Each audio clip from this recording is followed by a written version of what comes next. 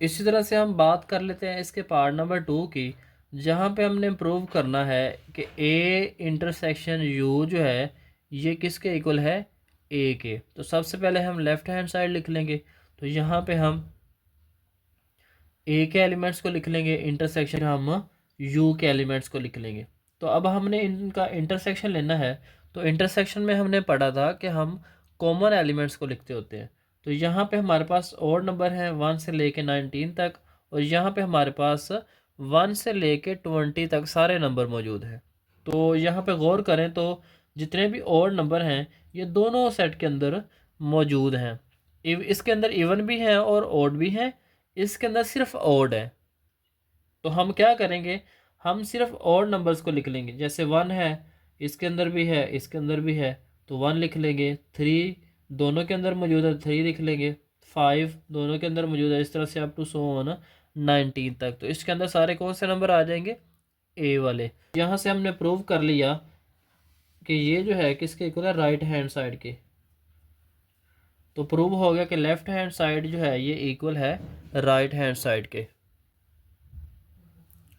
इसके बाद है इसका पार्ट नंबर 3, जिसमें हमने प्रूव करना है कि ए और ए के कॉम्प्लीमेंट इनका इंटरसेक्शन ले तो ये खाली सेट के इक्वल आता है, यानी एम्प्टी सेट के इक्वल आता है। तो लेफ्ट हैंड साइड लिख लेंगे।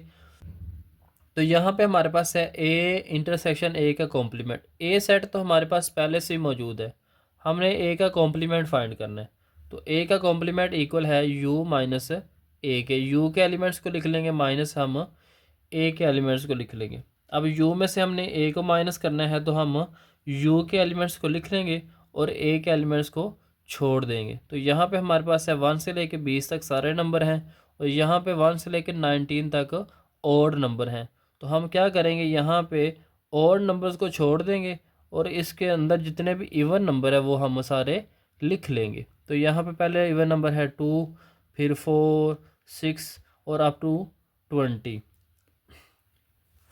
अब हमने ए के कॉम्प्लीमेंट का और ए का इंटरसेक्शन लेना है। तो पहले हम ए के एलिमेंट्स को लिख लेंगे इंटरसेक्शन, फिर हम ए के कॉम्प्लीमेंट के एलिमेंट को लिख लेंगे।